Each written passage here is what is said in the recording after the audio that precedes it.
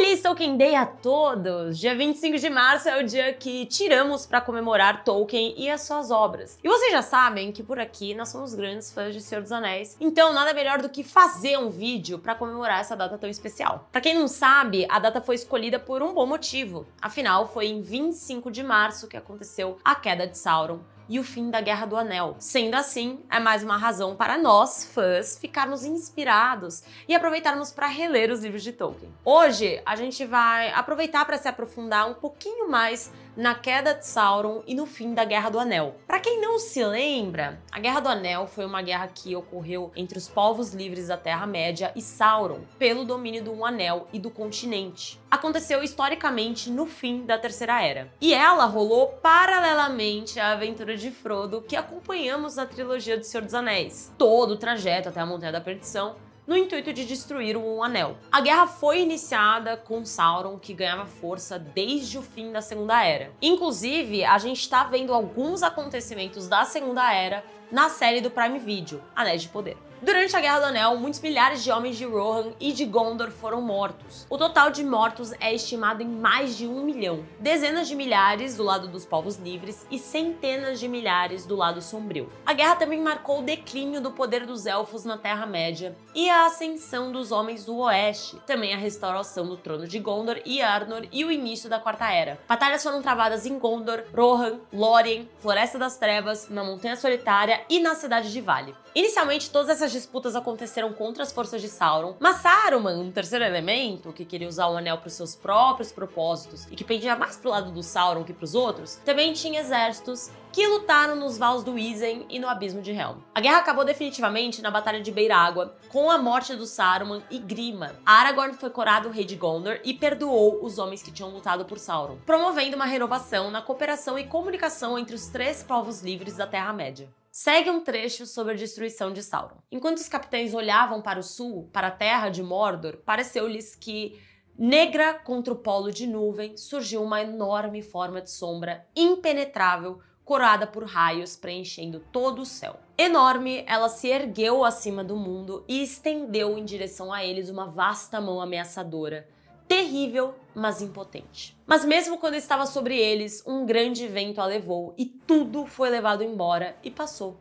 E então, um silêncio caiu. Essa passagem revela que, com a destruição do Anel, todas as coisas que haviam sido unidas pela vontade do Sauron entraram em colapso, em um cataclismo de caos e desordem. As forças que ele comandava e as próprias terras que ele controlava se desintegraram, liberando uma torrente de revolta que marcou o fim da sua era. Mas Sauron resistiu, permanecendo como um espectro além da destruição do Anel. A sua presença, ela era como uma tempestade. Ele estendeu seu alcance em direção às fileiras de homens reunidos diante do Portão Negro em um ato final de malícia.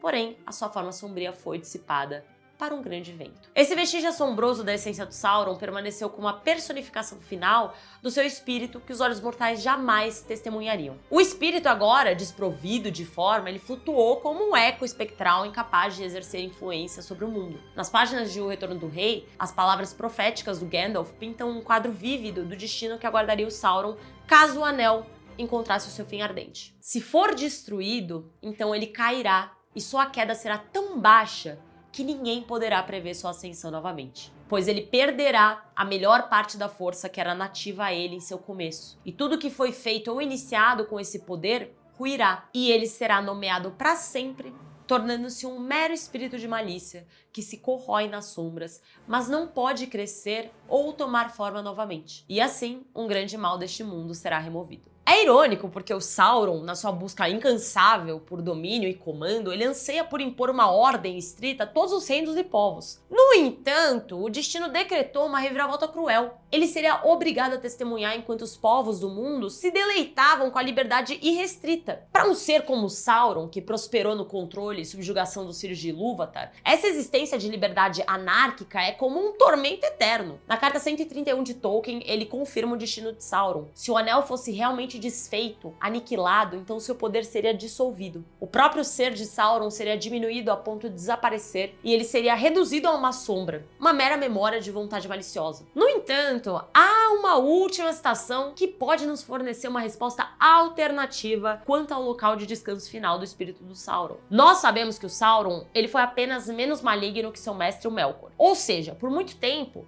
ele serviu a outro e não a si mesmo. Mas nos anos seguintes, ele se ergueu como uma sombra de Melkor e seguiu seus mesmos passos. No Silmarillion é dito que o Sauron, sem seu antigo poder, ele seria lançado no vazio atemporal, um abismo infinito de escuridão, onde ele se juntaria novamente a Melkor. Nesse reino ilimitado de sombras, os dois permaneceriam juntos, esperando seu tempo no vasto vazio, aguardando o fim do mundo. Independente da verdade, uma coisa é certa. O fim do poder do Sauron e dos seus servos transformou substancialmente o dia a dia da Terra-média, levando ela para mudanças profundas, bem como algumas restaurações de antigas tradições. A mais considerável delas foi a reunificação dos antigos reinos númenóreanos exilados, de Gondor e Arnor. Mesmo após o fim de Sauron, muito trabalho ainda teve de ser feito. As fronteiras ao oriente e ao sul exigiam atenção. O seu reinado ele representou um renascimento nas tradições e memórias dos homens que por milênios lutaram contra Mordor. Em 120 da Quarta Era, o Aragorn faleceu e seu filho Eldarion assume o lugar do pai como Alto Rei. Nesse mesmo sentido, os elfos, eles finalmente puderam desfrutar de tempos de paz na Terra-média. Infelizmente, ironicamente também, isso aconteceu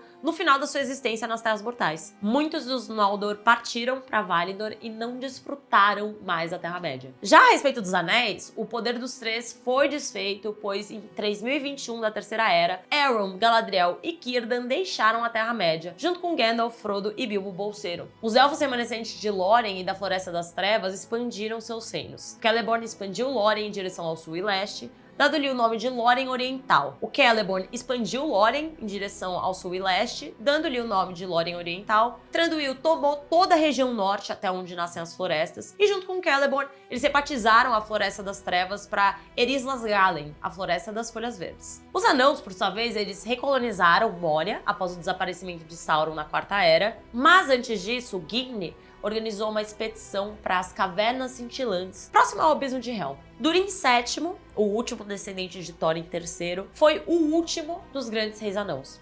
E por fim, nas eras seguintes, o povo pequeno desapareceu. O condado, ele curou suas feridas e a destruição do período da Guerra do Anel até sua libertação na Batalha de Beiragor. O rei Elessar doou novas terras para o povo do condado e proibiu a entrada de forasteiros por aquelas terras sem autorização dos hobbits. O ano de 3020 da Terceira Era foi particularmente esplêndido para os hobbits. Colheitas, casamentos, nascimentos e a cerveja foram lembrados por gerações e gerações. E assim, nós temos o final de Senhor dos Anéis, que por sinal, eu choro até hoje. A gente se valeu dessa data para trazer esse conteúdo, mas se você é fã de Tolkien, deixa o seu like, o seu comentário pra gente continuar falando desse assunto por aqui, que a gente adora, e trazendo mais informações para vocês sobre o universo da Terra-média. Feliz Tolkien Day!